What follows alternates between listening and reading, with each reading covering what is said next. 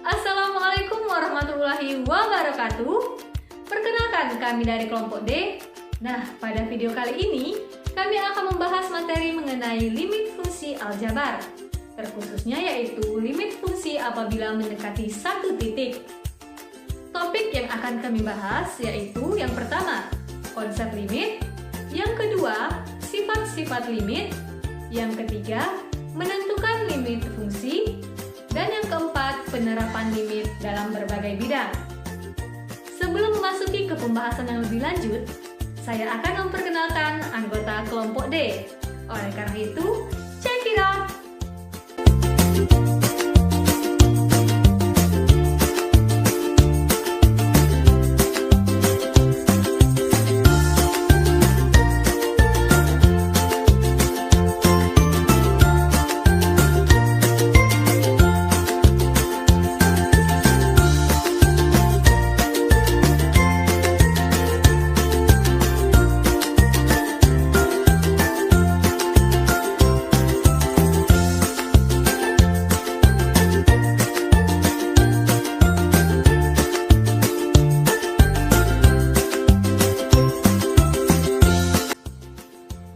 Baiklah, saya Salsa Bilasuri dengan NIM 190291112 akan menjelaskan tentang konsep limit fungsi. Dalam bahasa matematika, limit artinya hampir sama dengan istilah mendekati. Akibatnya, nilai limit sering dikatakan sebagai nilai pendekatan. Limit menjelaskan nilai suatu fungsi jika didekati dari titik tertentu. Sebagai contoh, amati fungsi f(x) sama dengan x ditambah 1 untuk x elemen bilangan real.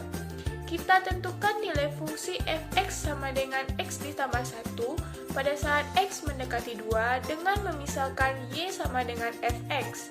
Dari fungsi tersebut, kita dapat memperoleh tabel seperti di samping. Dan dari tabel nilai fungsi, kita dapat peroleh sketsa grafik seperti di samping pula.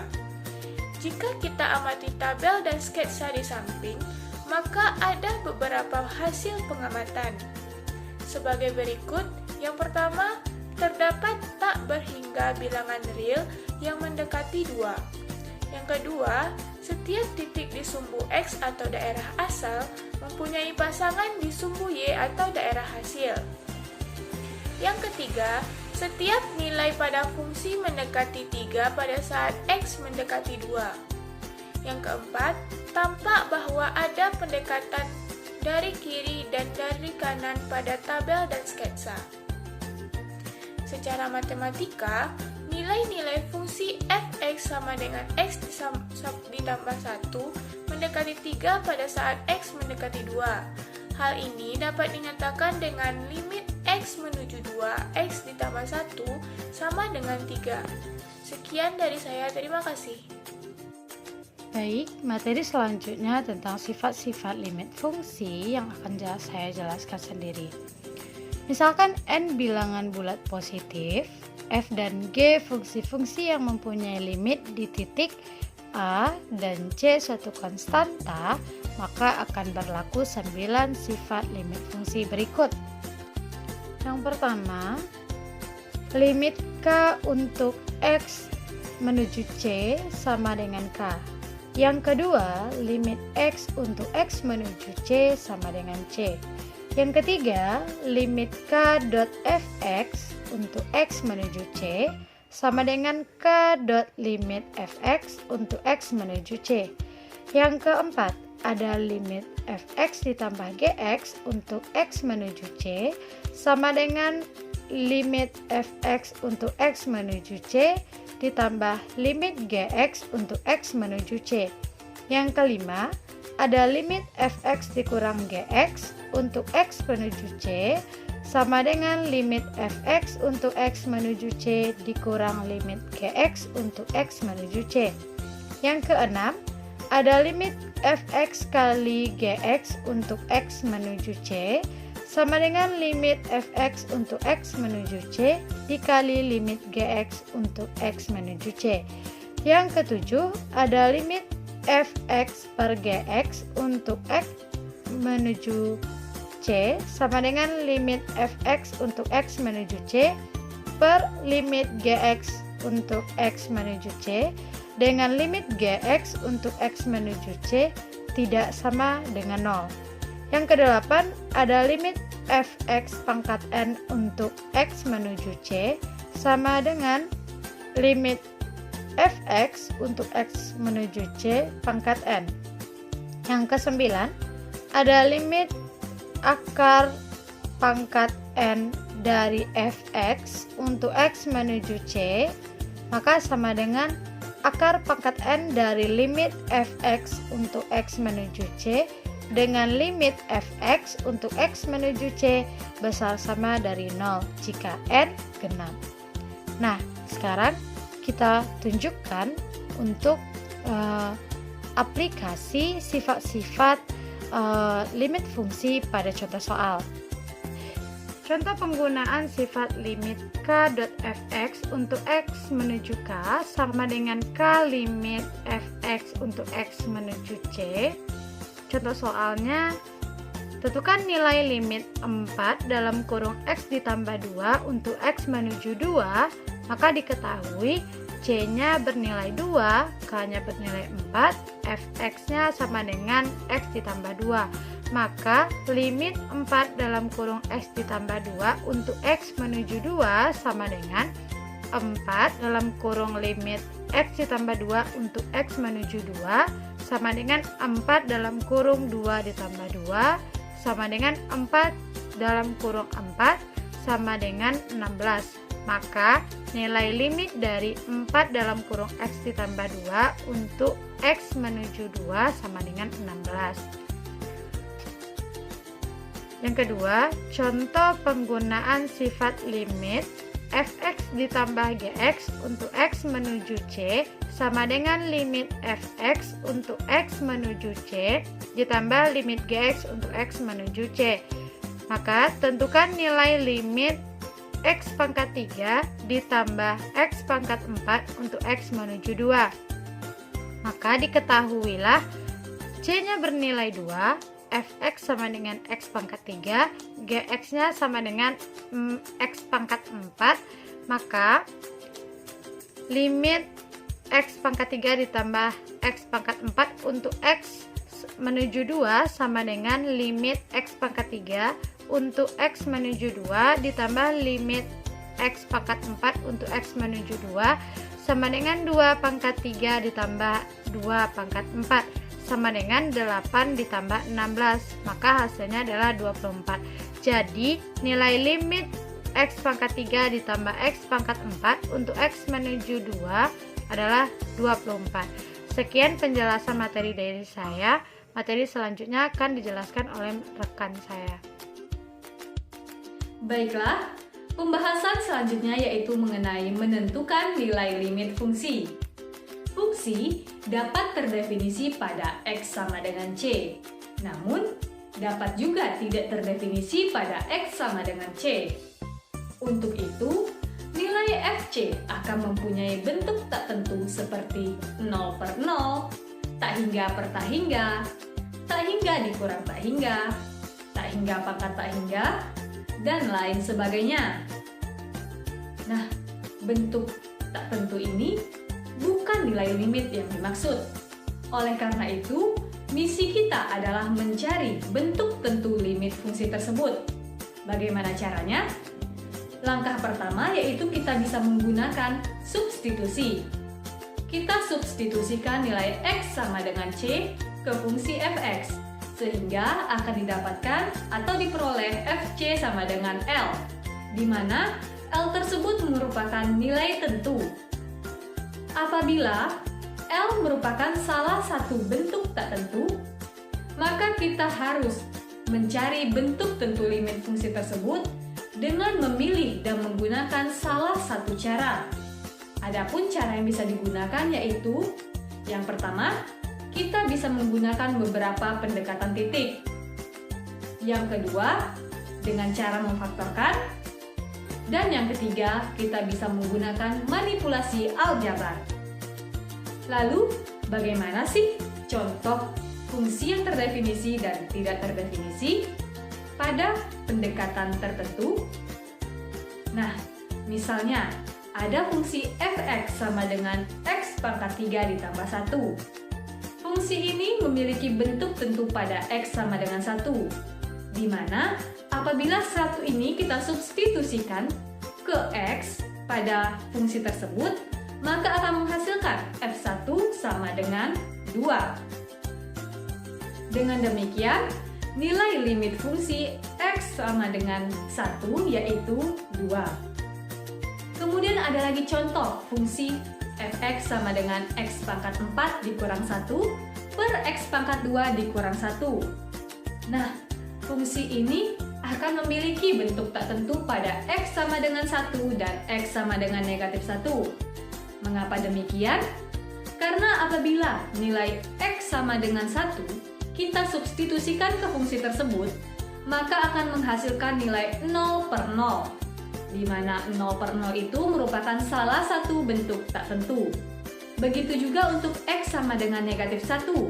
Apabila kita substitusikan ke fungsi tersebut, maka akan menghasilkan 0 per 0, di mana 0 per 0 itu merupakan salah satu bentuk tertentu.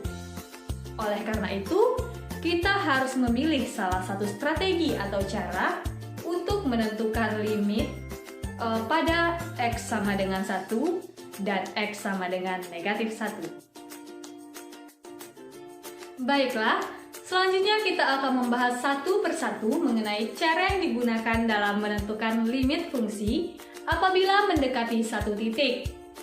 Cara pertama yang kita gunakan yaitu substitusi langsung.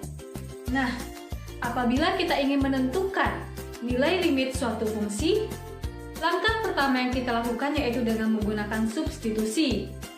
Apabila kita mendapatkan atau memperoleh hasil dari menggunakan substitusi ini berupa nilai tentu, maka kita tidak perlu menggunakan cara atau strategi lainnya.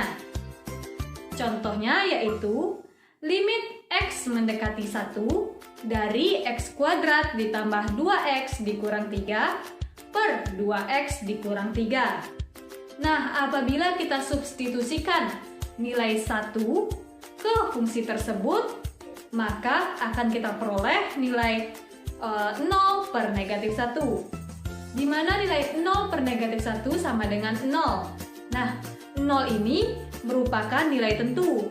Oleh karena itu, kita bisa langsung memperoleh hasil dari limit fungsi atau menemukan limit fungsi tersebut dengan cara substitusi ini. Namun, bagaimana jika kita menemukan soal yang apabila kita menggunakan substitusi langsung akan memperoleh hasil tak tentu? Nah, contoh soalnya yaitu limit x mendekati 2 dari x kuadrat dikurang 3x ditambah 2 per x kuadrat dikurang 4. Di mana apabila kita mensubstitusikan nilai x ke fungsi tersebut, maka kita akan mendapatkan hasil 0 per 0. Nah, hasil 0 per 0 ini merupakan bentuk tak tentu. Oleh karena itu, kita harus menggunakan cara lainnya. Salah satu caranya yaitu kita bisa menggunakan numerik atau menggunakan beberapa titik pendekatan. Kita bisa mengambil beberapa titik pendekatan, yaitu titik yang berada di dekat 2. Untuk yang kecil dari 2 atau di sebelah kiri 2, kita bisa mengambil titik, contohnya 1,999, kemudian kita bisa mengambil titik 1,99, kemudian bisa mengambil titik 1,9, 1,7, dan 1,5. Begitu juga untuk yang besar dari 2, atau yang berada di sebelah kanan 2, yaitu kita bisa mengambil titik 2,001, 2,01, 2,1, 2,3, dan 2,5. Nah, apabila kita mensubstitusikan titik-titik ini ke fungsi tersebut, maka akan kita peroleh hasilnya seperti yang terlihat pada tabel. Dapat kita perhatikan pada tabel tersebut, apabila titik tersebut semakin mendekati angka 2, maka nilai y-nya atau hasil dari fungsi tersebut yaitu akan mendekati nilai 0,25. Oleh karena itu, kita peroleh nilai dari limit X mendekati 2 dari X kuadrat dikurang 3X ditambah 2 per X kuadrat dikurang 4, yaitu nilainya 0,25. Saya Wimpi Widya Fitri dengan NIM 19029055. Baiklah, pada video kali ini saya akan melanjutkan presentasi dari kelompok saya. Yang pertama telah dijelaskan oleh Elda Rahmadana, yaitu mengenai materi cara menghitung nilai limit fungsi apabila mendekati satu titik. Terdapat 4 cara. Yang pertama dan yang kedua telah dijelaskan oleh Elda Rahmadana. Di sini saya akan melanjutkan yang poin ketiga dan yang keempat. Yang poin ketiga yaitu mengalihkan dengan bentuk sekawan. Hal ini dilakukan jika sebelumnya kita menggunakan strategi substitusi langsung dan strategi faktorisasi. Hasil keduanya adalah bentuk tak tentu. Sebagai contohnya, yaitu limit X mendekati 4 dari X kurang 4 per akar X dikurang 2. Sebelum kita mengalihkan dengan bentuk sekawan, kita harus melakukan langkah yaitu substitusi langsung. Jika limit X mendekati 4 dari X dikurang 4 per akar X dikurang 2, kita substitusi langsung, maka hasilnya akan memperoleh bentuk tak tentu, yaitu 0 per 0. Langkah selanjutnya yaitu kita faktorkan limit X mendekati 4 dari X kurang 4 per akar X dikurang 2. Maka limit tersebut tidak memiliki faktor. Oleh karena itu, langkah 1 dan langkah 2 tidak menghasilkan bentuk tak tentu, maka kita lakukan langkah ketiga, yaitu mengalihkan dengan bentuk sekawan. Bentuk sekawan dari akar X dikurang 2 yaitu akar X ditambah 2. Maka limit X mendekati 4 dari X kurang 4 per akar X dikurang 2 dikali dengan akar sekawannya yaitu akar X ditambah 2 per akar X ditambah 2. Limit X mendekati 4 akar X ditambah 2 dikali dengan X dikurang 4 per akar X ditambah 2 dikali dengan akar X dikurang 2. Maka hasilnya yaitu X dikurang 4. Karena di penyebut ada X dikurang 4 dan di pembilang juga ada X dikurang 4, maka kita dapat menyederhanakannya dengan cara dicoret. Jadi yang tersisa ialah limit X mendekati 4 dari akar X ditambah 2. Langkah selanjutnya yaitu mengganti nilai X dengan 4. Akar X ditambah 2 diganti dengan X-nya dengan 4 yaitu akar 4 ditambah 2 hasilnya 4. Jadi limit X mendekati 4, X dikurang 4 akar X kurang 2 hasilnya adalah 4. Selanjutnya, poin keempat yaitu faktorisasi. Apabila hasil substitusi langsung diperoleh nilai bentuk tak tentu, maka kita harus memfaktorkannya sehingga bentuknya menjadi bukan bentuk tak tentu. Sebagai contohnya yaitu limit X mendekati 2 dari X pangkat 4 dikurang 4X kuadrat per X kuadrat ditambah X dikurang 6. X pangkat 4 dikurang 4X kuadrat bisa kita keluarkan X pangkat 2-nya. Jadi yang tersisa di dalam ialah X kurang 2, X pangkat 2 dikurang 4. Dan penyebutnya bisa juga kita faktorkan menjadi X ditambah 3 dan X dikurang 2. Kita lihat pembilangnya, yaitu X kuadrat dikali dengan X kuadrat dikurang 4. Bentuk X kuadrat dikurang 4 juga bisa kita faktorkan lagi, yaitu dalam bentuk X kurang 2 dan X ditambah 2. Jadi, limit X mendekati 2, X pangkat 2 dikali X kurang 2 dikali X ditambah 2 per X ditambah 3 dikali dengan X dikurang 2. Karena di penyebut dan di pembilang ada X dikurang 2, maka kita bisa sederhanakan dengan cara mencoretnya. Jadi, yang tersisa ialah limit X mendekati 2 dari X kuadrat dikali X ditambah 2 per X ditambah 3. Jadi, kita bisa mengganti nilai X dengan 2, yaitu 2 kuadrat dikali 2 ditambah 2 per 2 ditambah 3. Yang hasilnya yaitu 31/5. Sekian penjelasan dari saya, materi selanjutnya akan dijelaskan oleh rekan saya. Terima kasih. Selanjutnya kita masuk ke contoh soal cerita mengenai limit fungsi. Soalnya adalah sebuah lempengan logam yang dipanaskan akan memuai dengan pertambahan luas yang dinyatakan sebagai fungsi waktu Ft sama dengan 0,36 T kuadrat ditambah 0,6 T dalam satuan cm kuadrat. Kecepatan perubahan luas lempengan logam tersebut pada saat T menit dirumuskan dengan persamaan V sama dengan limit T menuju T1 Ft dikurang Ft1 per T dikurang 1 T1. Pertanyaannya, tentukan kecepatan perubahan luas lempengan logam tersebut pada saat T sama dengan 5 menit.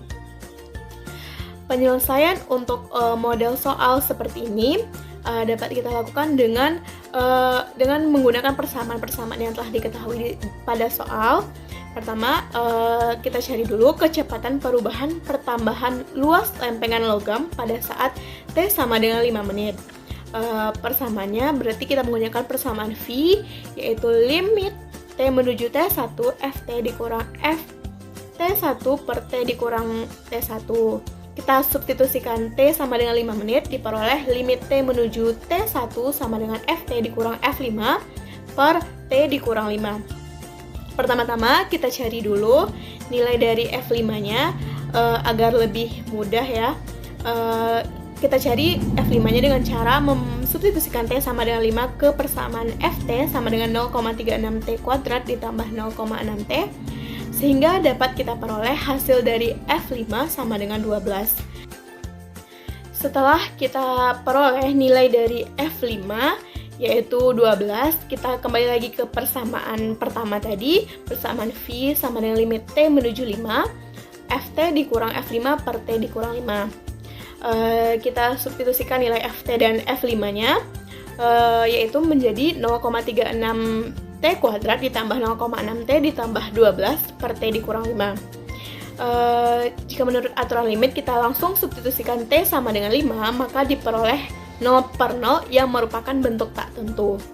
Maka dari itu, kita gunakan metode lain, yaitu metode pemfaktoran untuk penyelesaian persamaan tersebut. Pertama-tama, V sama dengan limit T menuju 5, kita keluarkan dulu 0,6, sehingga tinggal di dalam kurung 0,6 T pangkat 2 ditambah T ditambah 20 per T dikurang 5. Yang di dalam kurung kita faktorkan sehingga diperoleh 0,6 dikali 0,6 T ditambah 4 dikali T dikurang 5 per T dikurang 5. Di atas ada T kurang 5, di bawah juga ada T kurang 5, dapat kita coret sehingga tinggal 0,6 dikali 0,6 T ditambah 4. Kita substitusikan 5 sehingga hasilnya dapat kita peroleh 4V sama dengan 4,2. Jadi dapat disimpulkan bahwa kecepatan perubahan luas lempengan logam tersebut adalah 4,2 cm kuadrat per menit. Sekian pembahasan soal cerita di sini. Lanjut ke materi selanjutnya. Baiklah, untuk materi terakhir kita masuk ke penerapan konsep limit dalam berbagai bidang. Konsep limit digunakan dalam berbagai macam bidang dalam kehidupan sehari-hari. Di sini kelompok kami menjabarkan penerapan limit dalam 6 bidang saja. Yang pertama yaitu bidang fisika. Contohnya, produksi maksimum dari mesin suatu pabrik.